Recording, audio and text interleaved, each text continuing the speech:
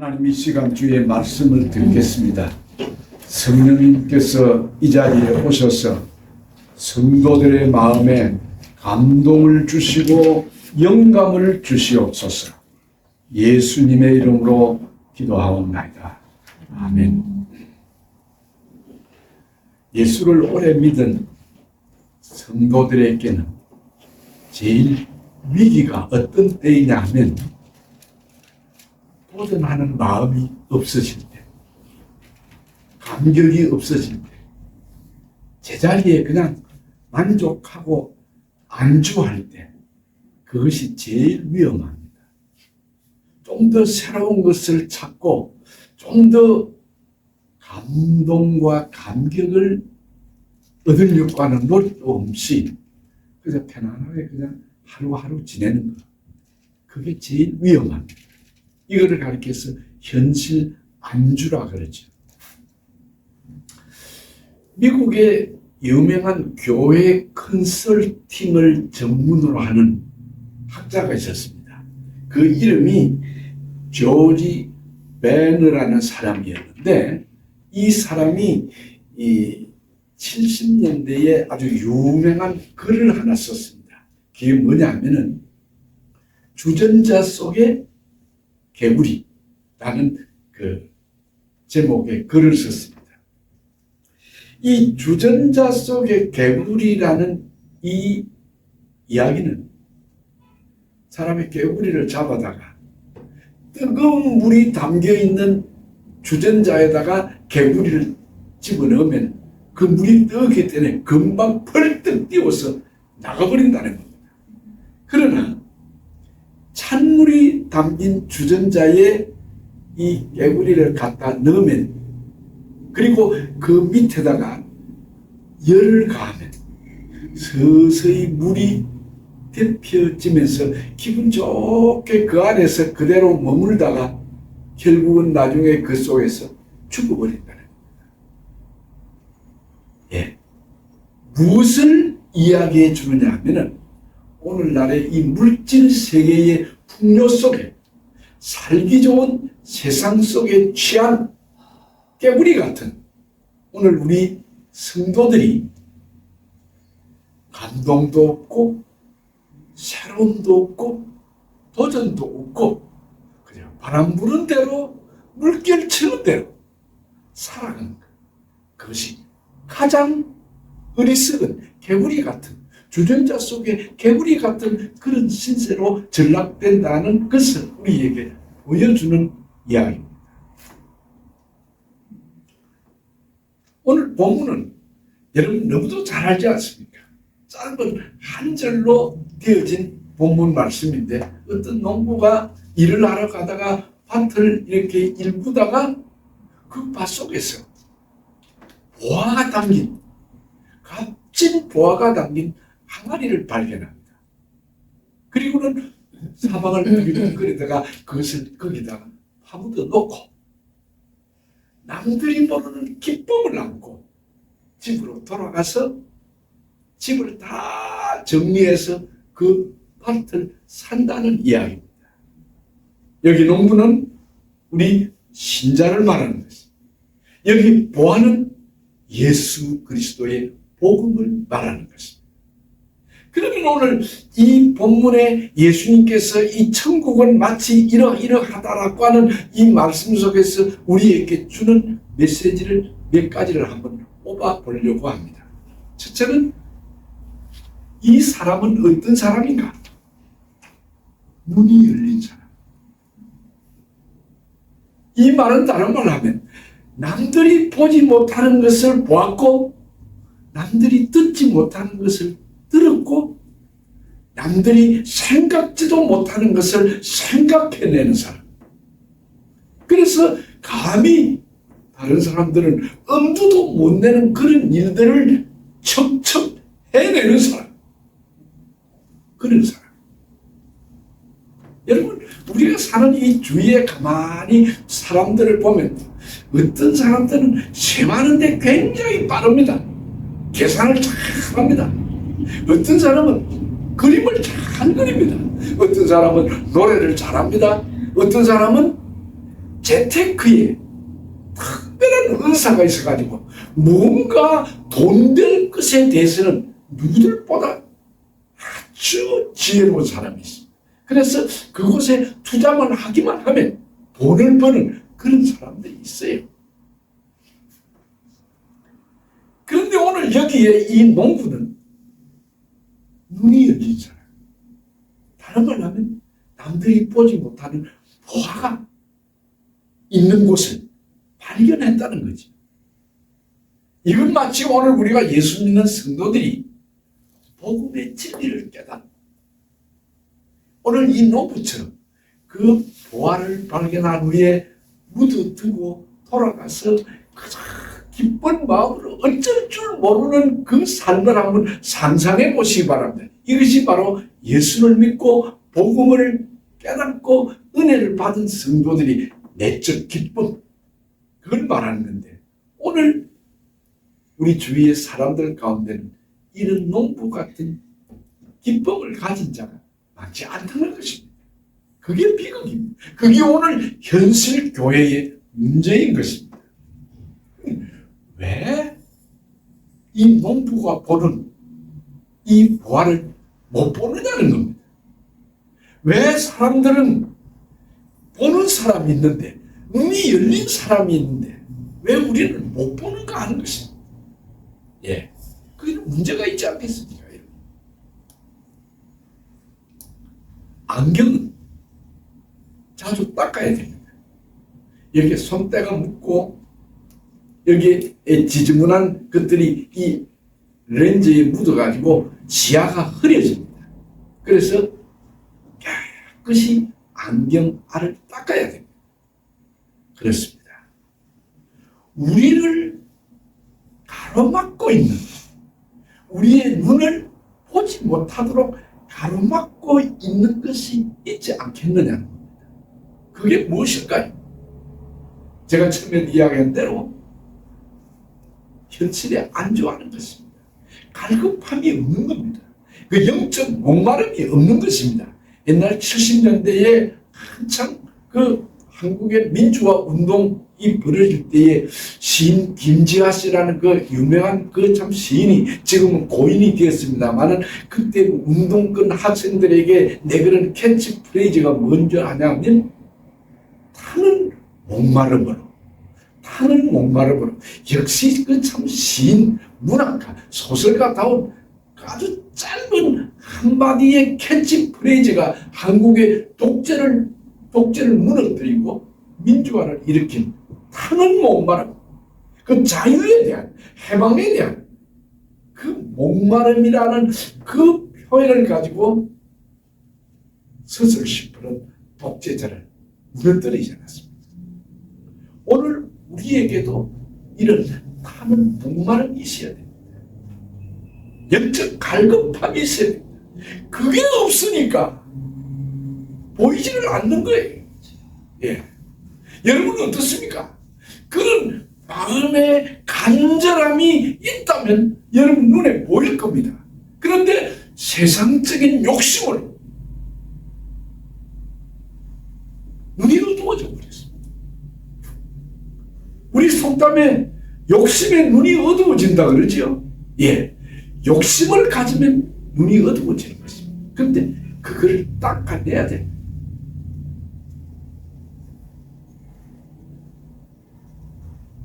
요한복음 1장에 보면 나다나엘이라는 사람을 예수님이 만납니다.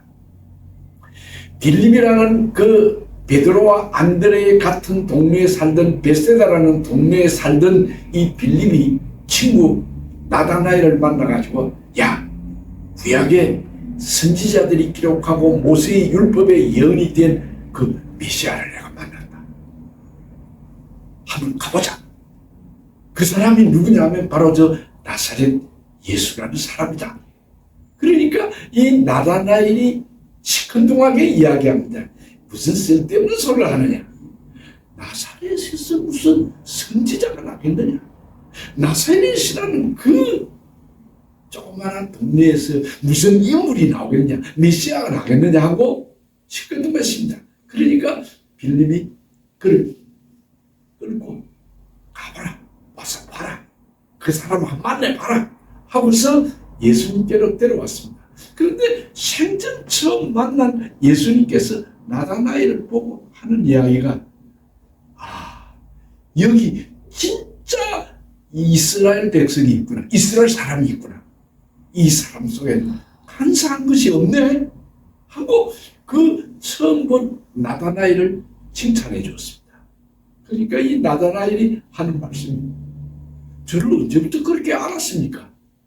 물었습니다. 내가 처음 뵙는데 어떻게 나를 압니까? 라고 하니까 예수님께서 아주 의미 있는 말씀을 빌립과 함께 내한테 오기 전에 내가 무화과 나무 아래에 앉아 있는 것을 내가 보았다.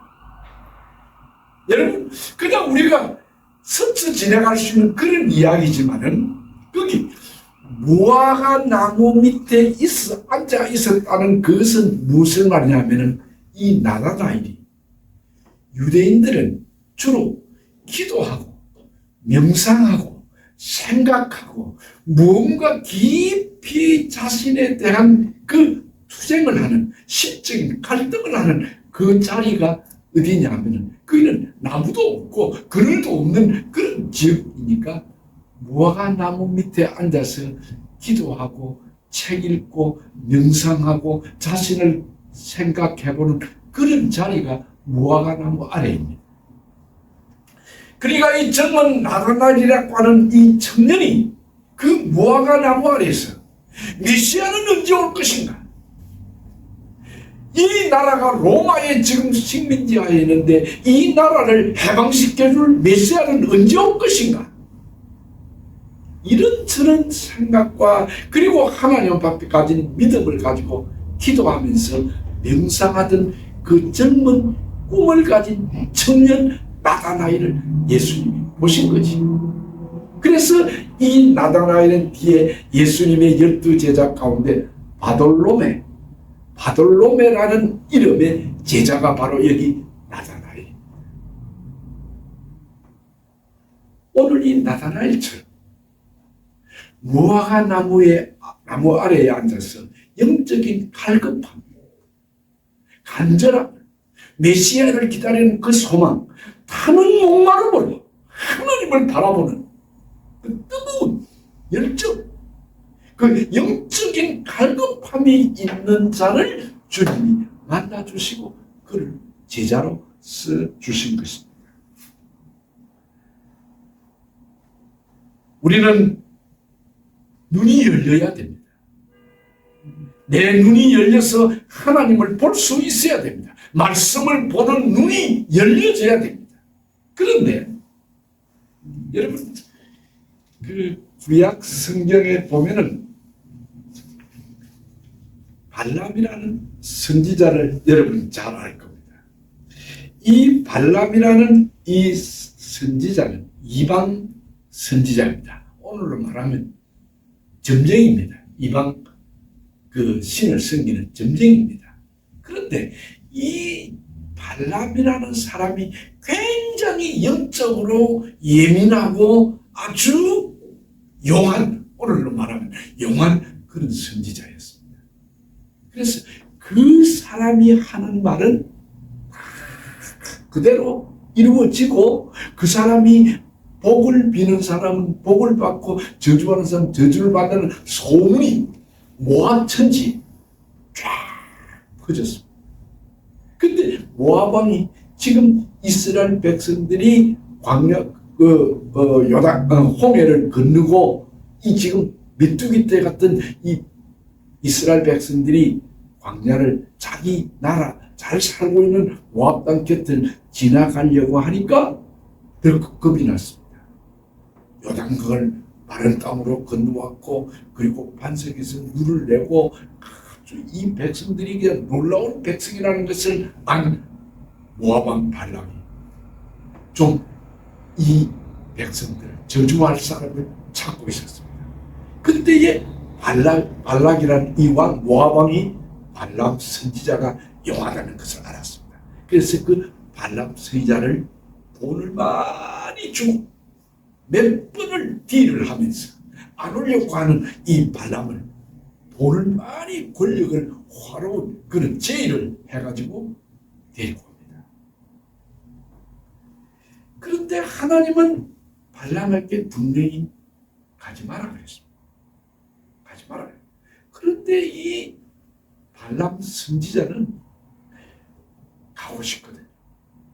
동의탐이 나고 그 발락 왕이 주려고 하는 그 부귀영화가 그 권력이 너무도 매력적이었다는 거죠. 그래서 꾸역꾸역 가고 싶은 마음이 있어서 그를 데리러 온 모압 그 발락 왕의 참모들을 자기 집에 재우면서 가고 싶은 마음이 있습니다. 그런데 그 밤에 하나님께서 발람에게 나타나요. 좋다. 내가 너를 보낸다. 가라.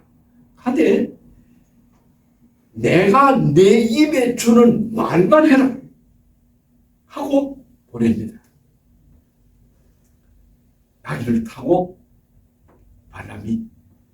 발락이 보낸 그 참모들 뒤를 따라서 가는데 어느 좁은 골목으로 나귀가 들어가는데 나귀가 보니까 앞에 하나님의 사자가 칼을 빼어들고 선 것을 보고는 그냥 비비적거립니다. 앞으로 나가지를 않고 비비적거리고 그냥 거기서 멈추고 있으니까 발람이 화났습니다. 자기가 타는 이 나귀를 막 두들겨 팼습니다. 채찍질을 합니다. 그러니까 성경에 보니 말 못하는 짐승이 나귀가 입을 열어가지고 그 베드로 후서에 보면 미친 선지자 발람을 꾸짖었다 그랬어요. 미친 선지자. 근데 거기서 우리에게 주는 정말 위대한 하나님의 메시지는 말 못하는 짐승은 눈이 열려가지고 하나님의 사자가 칼을 빼어들고 이 엉뚱한 돈과 권력과 매의 눈이 어두워가지고 앞을 가려고 하는 이 발람 앞을 막았었는데 말 못하는 짐승은 그 하나님의 사자를 보는데 선지자 발람은 보지 못하다는 겁니다. 사랑하는 성도 여러분, 오늘 눈먼 이 발람 선지자 오늘 우리의 모습 아닐까요?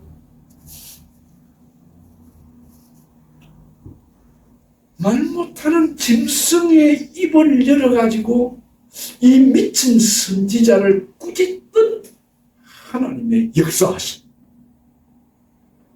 오늘 우리야말로 무엇인가를 해야 되겠다고 하는 갈급한 심령도 없고 도전하는 마음도 없고 현실에 안주해서 오늘 내일 그저 내일 아침 또 태양이 뜰 것이다 라고 하는 막연한 그런 삶 속에서 개미 채바퀴 돌아가듯이 돌아가고 있지는 않습니까?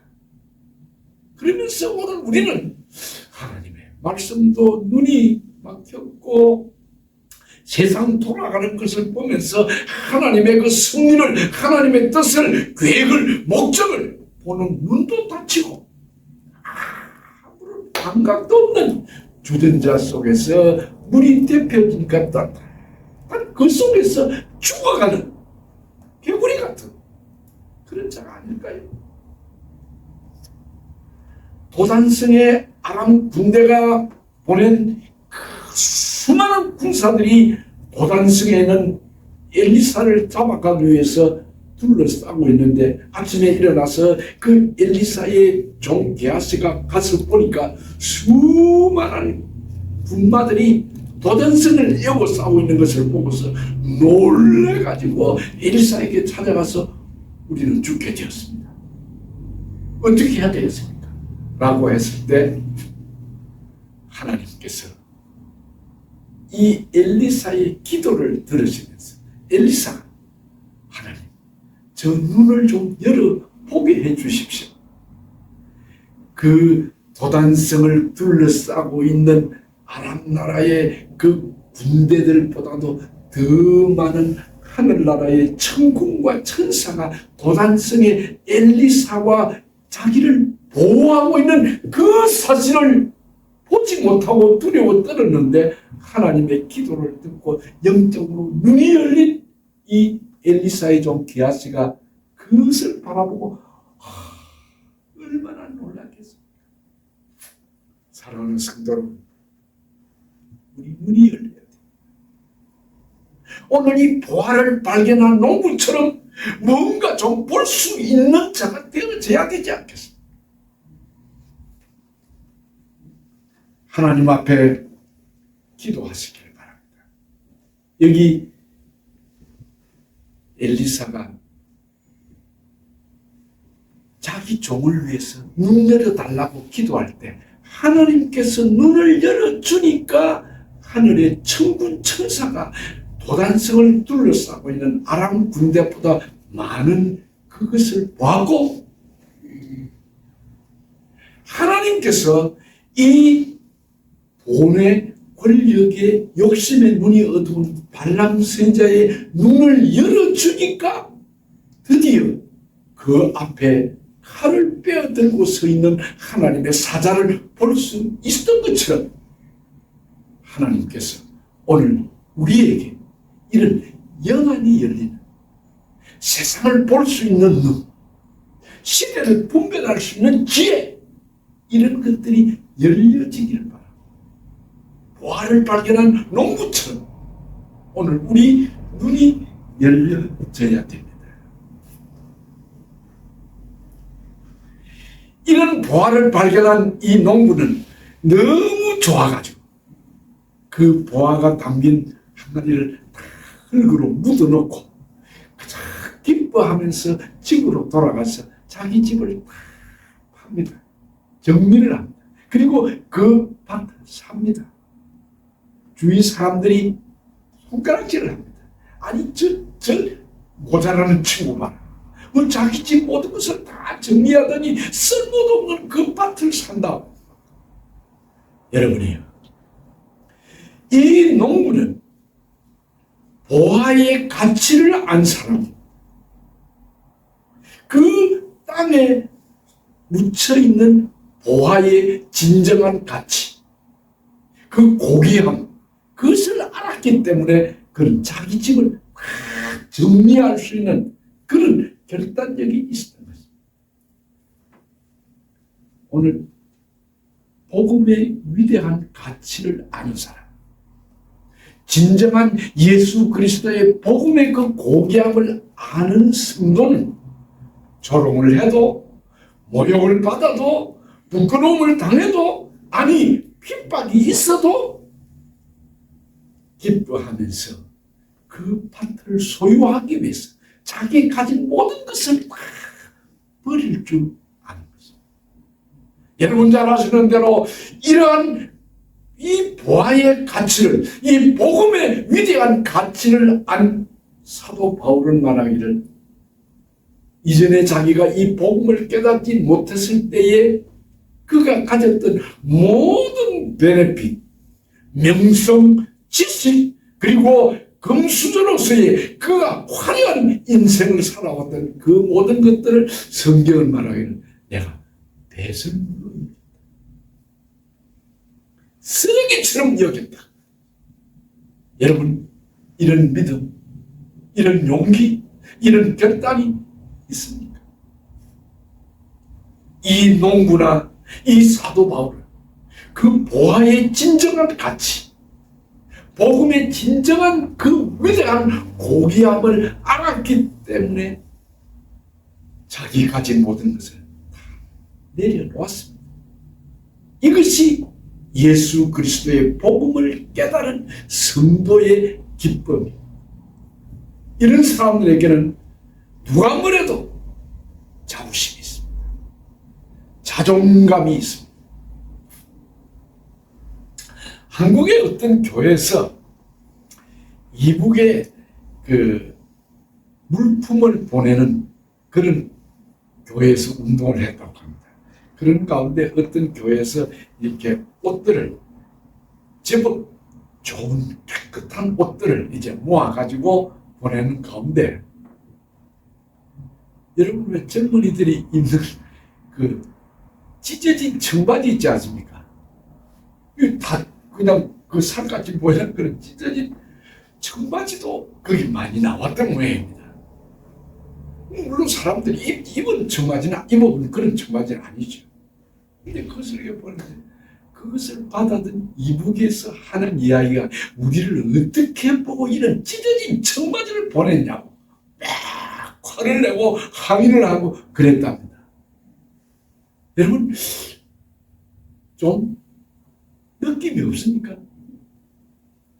한국은 잘 사니까 이 젊은이들이 찢어진 청바지 입어. 그 찢어진 청바지를 입어도 즐거운 거예요.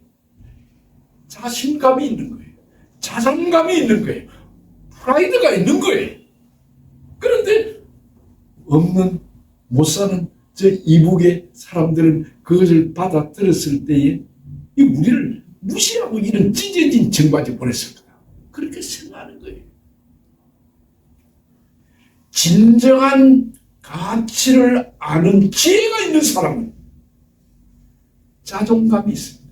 찢어진 청바지 입어도 그게 프라우드하거든요. 그 가치를 모르는 사람들은 화를 내는 거예요. 그게 바로 오늘 우리의 믿음의 실상 아니겠습니까? 오늘 우리에게 이 복음의 가치를 알고 있다면 누가 뭐래도 거기에 실망하지 않습니다.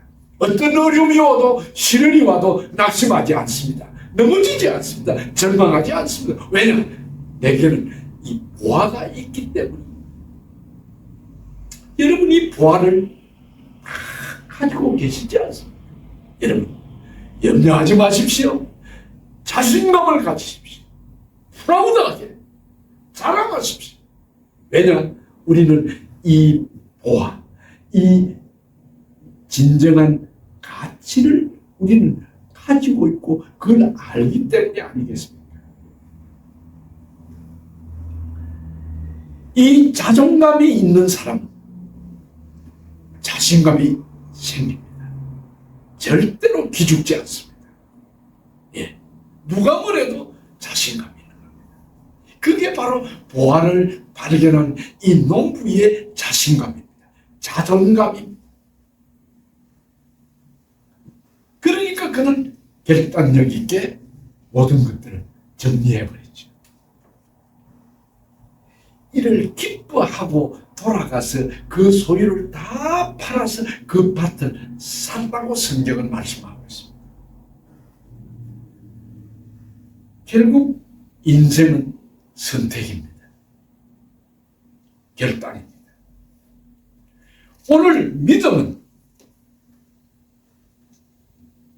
내가 어떤 결단을 해야 하는가에 지혜를 주시는 것이 믿음입니다.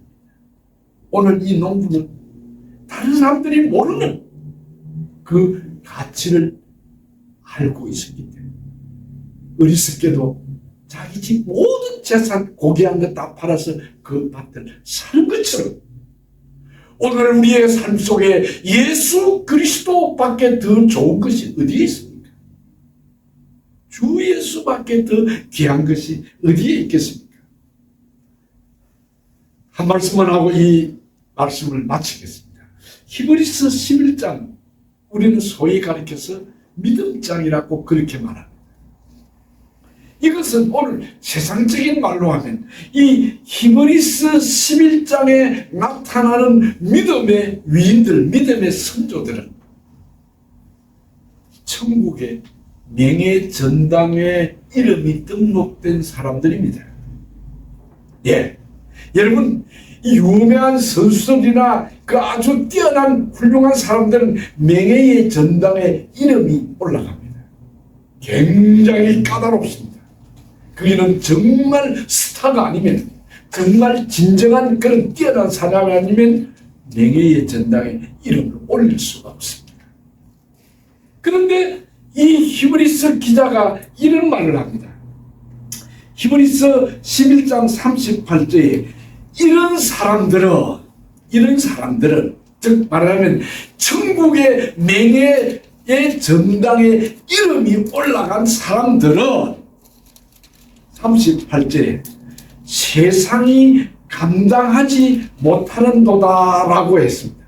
그런데 이 말이 개역 성경이나 개역 개정에 좀 애매모호한 번역이에요. 번역이 제대로 실감나게 번역을 못했어요. 그런데 표준 새번역 성경을 보면 이 사람들에게는 세상은 아무런 가치가 없었다는 겁니다. 그렇게 표현을 했어요. 그렇게 번역을 했어요. 그 말씀이 옳은 이야기예요.